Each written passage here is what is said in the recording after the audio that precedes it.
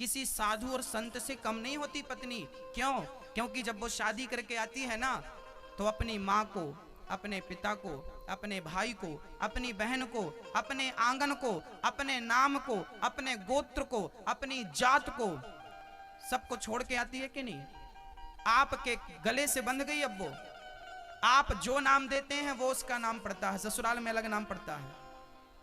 आज से उसकी जात वही है जो आपकी जात है, आज से उसका धर्म वही है जो आपका धर्म है।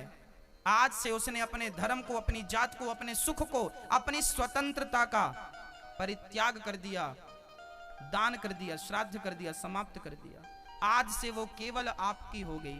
और आपके चरणों में समर्पित एक नारी को आप पांव की जूती कहें, आपके चरणों में समर्पित। अरे भगवान के चरणों में कोई समर्पित हो जाता है ना, भगवान उसे हृदय से लगा करके ना जाने कहां का राजा बना देते हैं। और आप अपनी नारी को पांव की जूती बना दिए। बताइए, ये सम्मान है आपका नारियों के प्रति, ये इज्जत है आपके अंदर नारियों के प्रति।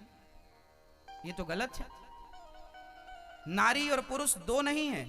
भगवान ब्रह्मा के शरीर के एक अंग से नारी और एक अंग से पुरुष का जन्म हुआ, तो नारी और पुरुष बराबर हैं। यदि 50% ये है तो 50% ये है। कोई 51 नहीं है, 51 नहीं है, और कोई 49 नहीं है, 50-50 है। हाँ जी, नारी अनेक रूप में है। इसलिए जिनकी नारी मर जाती है ना, 50 साल की उम्र में जिसकी पत्नी मर जाती है ना, उससे पूछो कि अब घर कैसा चल रहा है, वो बताएगा, बढ़िया व्याख्या करेगा। नारी क्या चीज है, नारी का क्या महत्व है जीवन में।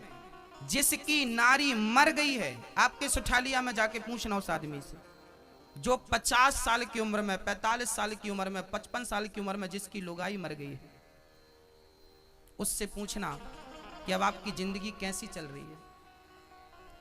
ना वो हंस पा रहा है, ना वो रो पा रहा है। काम करके आता है तो कोई गिलास भर पानी नहीं देता। ये तुम्हारी पत्नी है, तुम भले उसे लाते मारो, भले उसे गालियां दो, पर गिलास भर पानी देती है, तुम्हें आदर करती है, तुम्हारा सम्मान करती है। मर जाएगी ना, पता चल जाएगा कि नारी की कीमत क्या थी। जिंदा है ना तो उसकी वैल्यू नहीं है। जो वस्तु हमारे पास होती है ना, हमें उसका महत्व नहीं पता होता, उसकी कीमत पता नहीं होती। जब वो वस्तु हाथ से चली जाती है ना, तब उसका हमें पता होता है कि इसका महत्व क्या था, इसकी कीमत क्या थी। ये रिश्ते जो है ना, मैं आपको फिर निवेदन करूं, रिश्ते भगवान बनाकर भेजता है। पति पत्नी का रिश्ता कोई हम और आप नहीं बनाते। लोग कहते, कई बार पुरुष कहता है कि हमारी तो और अच्छी जगह शादी हो जाती, तुम गले ना पड़ती तो। ऐसा नहीं है। जन्म विवाह मरण गति होई, और जहां जैसे लिखा तहां तस होई। जिसका विवाह जब लिखा है, जिसके संग लिखा है, होकर रहेगा। मृत्यु जहां लिखी है, होकर रहेगी। इन चीजों को टालने वाला कोई नहीं है, विधाता नहीं टाल सकते। हम और आपकी तो छोड़ दो। तो जो आपकी पत्नी है वही आपकी संगनी है। इसलिए आदर करिए, सम्मान करिए, प्यार मोहब्बत से जिंदगी गुजारिए, बहुत प्रेम से जीवन गुजारिए। घृणा ना करिए, द्वेष ना करिए, झगड़ा ना करिए। कई बार ना रिश्ते इसलिए टूट जाते हैं, शादियां होती हैं, खून गर्म दोनों का होता है।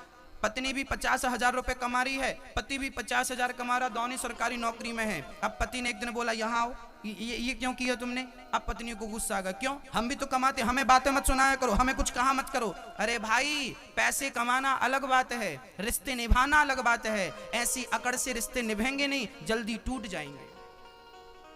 रिश्तों में लचीलापन होना चाहिए, अकड़ नहीं रखनी चाहिए। रिश्तों में सुनना भी पड़ता है मेरी माँ, कभी पुरुष को सुनना पड़ता है, कभी स्त्री को सुनना पड़ता है। जिसको सुनना आ गया उनको रिश्ता निभाना आ गया। जिनको सुनना नहीं आया, जिनके अंदर सहनशीलता नहीं है, वो रिश्तों को नहीं निभा सकते। जिनके अंदर सहनशीलता है वो रिश्तों को आगे ले जा सकते हैं।